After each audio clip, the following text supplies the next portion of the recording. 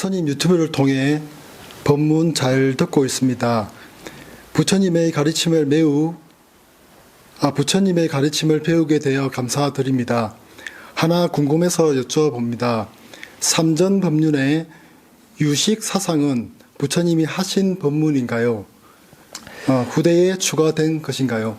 그 유식이 보면 불교 철학으로서 이제 되게 사람들이 많이 알고 있고, 한국 불교에서 있어서 약간 그런 이론적 토대가 되기도 합니다. 이게 유식 사상이라는 게 이제 어떻게 보면 모든 것들이 결국은 마음이 맞는다. 약간 이런 그런 어떤 사상인데, 그걸 가지고 전오식, 제6식, 7식, 8식까지 이렇게 설명해서 식을 가지고 이제 보통 설명을 하는데, 사실 이게 마음이 모든 것을 만든다, 이런 어떤 기본적인 가르침은 원래 석가모니 부처님께의 가르침에도 있지만, 유식 사상이라는 것은 조금 후대에 나온 겁니다. 후대에 나온 대승경전, 해신밀경이나 십지경 같은 이런 경전을 바탕으로 해서 제가 알기에는 한 4세기 정도 그 부처님께서 그 가르침을 펴신 게 정확하진 않지만 기원전 6세기, 5세기 이렇게 되거든요. 근데 한참 지나서 사실은 기원 한 4세기 정도에 그 무착이라는 무착보살이라는 분이 보면 이것 유식 사상을 어떻게 보면 집대성했거든요. 그 뒤에 세친보살이라는 분이 또 이 유식 사상을 더 발전시켰는데, 그러면서 계속 여러 뛰어난 스님들이 보면 이 유식 사상을 더 발전시켰고, 이게 또 중국에 넘어와서 더 또 발전을 하죠. 그래서 종파가 막 생기거든요. 지론종, 또 이런 법상종 이래가지고 이런 유식을 바탕으로 한 종파도 생기는데, 어쨌든 간에 이게 부처님 당시에 생긴 그런 이론은 아닙니다.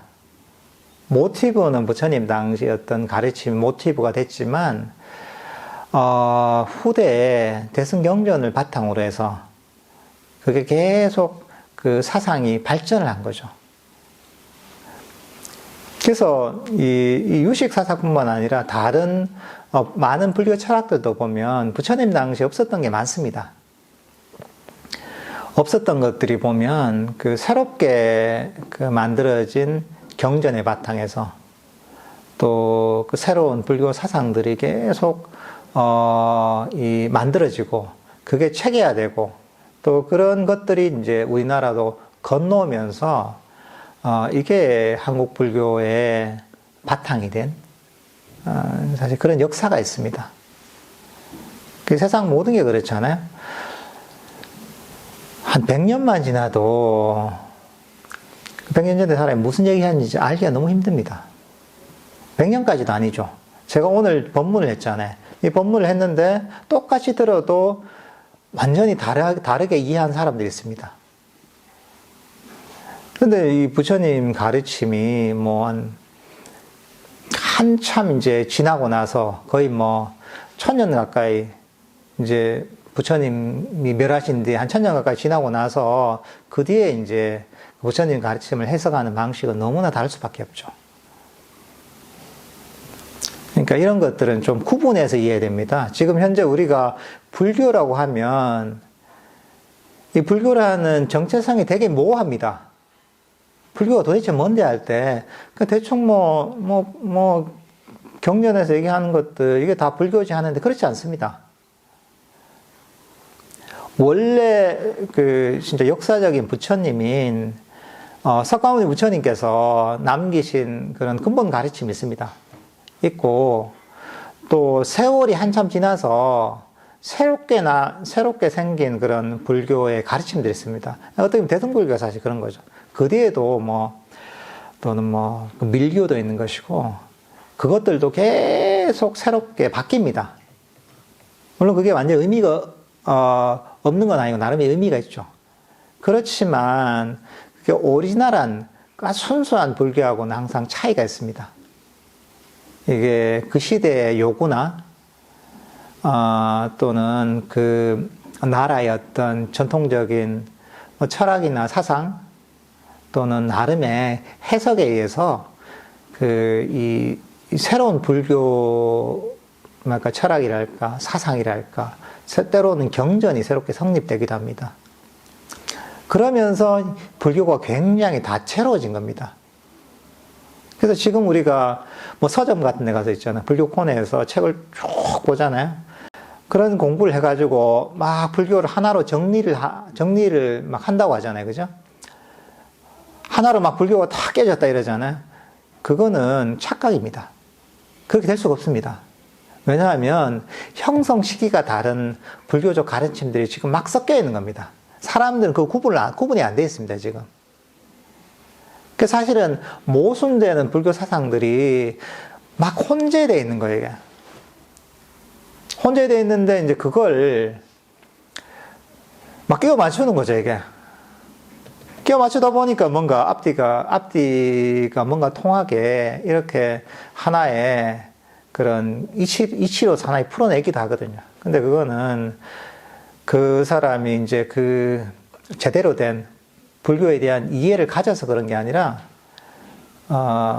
착각이죠. 원래 이제 불교 역사에 대한 이해 또는 그런 각각의 불교 사상들이 생겨난 시기나 배경들을 모르는 상태에서 끼워 맞추다 보니까 이제 뭐 하나로 통해버리는 사실 이런 어떤 경향이 있습니다. 근데 제가 얘기하는 거 이거는 그냥 근데 개인적 의견이 아니라 역사적 사실입니다. 우리가 객관적인 불교사를 조금만 봐도 부처님의 원래의 가르침에서 지금 현재 우리나라 불교계가 얼마나 많이 새로운 어떤 불교 사상들이 많이 들어왔는지를 알 수가 있습니다. 근데 그거는 우리는 그냥 불교가 처음 전래될 때부터 이제 그런 불교를 받아들인 거야. 원래 오리지널한 불교가 있었고, 또 인도나 중국에서 새롭게 형성된 그런 불교가 있었는데 그게 동시에 들어온 거야.